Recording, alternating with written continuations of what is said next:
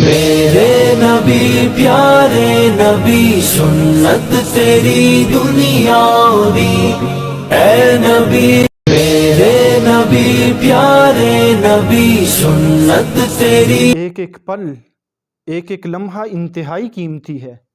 حضرت ابو ہریرہ رضی اللہ تعالیٰ عنہ روایت کرتے ہیں، حضور اکرم صلی اللہ علیہ وآلہ وسلم نے فرمایا، من افطر یوما من رمضان من غیر رخصت ولا مرض لم یقضہ صوم الدہر کلہ وان صامہ، کہ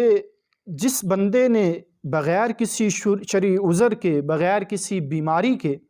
رمضان کا ایک روزہ چھوڑ دیا، یہ بندہ ساری زندگی روزے رکھتا رہے، وہ رمضان کے ایک روزے کی چھوڑنے کی وجہ سے یہ جن اللہ کی طرف سے رحمتوں، برکتوں، انوارات سے محروم ہوا ہے، ساری زندگی کے روزے بھی وہ ان برکات کو، رحمتوں کو حاصل نہیں کر سکتے، وہ ایک روزے کی تلافی نہیں ہو سکتی۔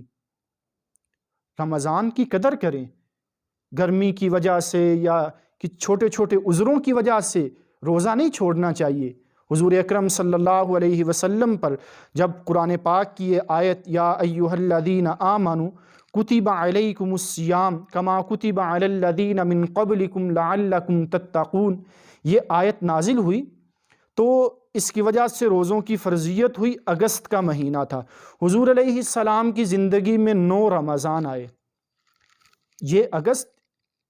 یا ستمبر کا مہینہ تھا، اب ہر سال روزے پیچھے آتے رہے،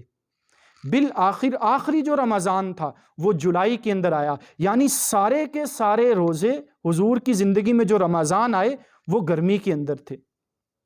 تو یہ امت کے لیے کتنے بڑے سبق کی بات ہے کہ حضور علیہ السلام جتنے رمضان سارے گرمی کے اندر روزے رکھے۔ ایک جنگ اسلام کی تاریخ میں ہوئی ہے یمامہ کے نام سے، اس جنگ کے اندر 1,00,000 مرتدین، 12,000 مسلمانوں کے ساتھ مقابلہ، انتہائی شدید سختی والا مقابلہ تھا، 700 صرف قاری قرآن شہید ہوئے۔ وہاں ایک صحابی حضرت سالم مولا حذیفہ رضی اللہ تعالیٰ عنہ انتہائی زخموں سے چور حالت کے اندر پڑے ہوئے تھے، جسم سارا چھلنی ہو چکا تھا۔ ایک شخص وہ زخمیوں کو پانی پلا رہا تھا، وہ شخص چلتا چلتا حضرت سالم رضی اللہ تعالیٰ عنہ کے پاس آیا،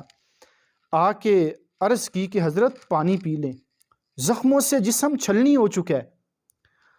حضرت نے